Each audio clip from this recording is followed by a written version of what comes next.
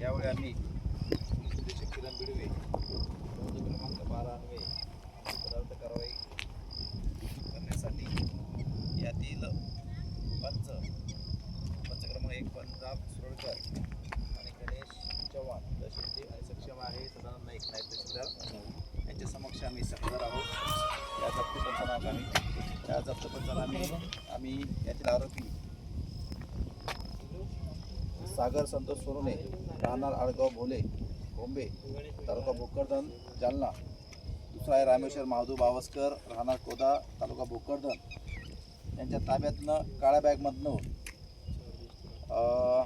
4 pouch जे आहे आम्ही ताब्यात घेतलेले आहे. त्याचं वजन सर्व मिळून 10 किलो 780 किलोग्रॅम मिळून आलेले आहे.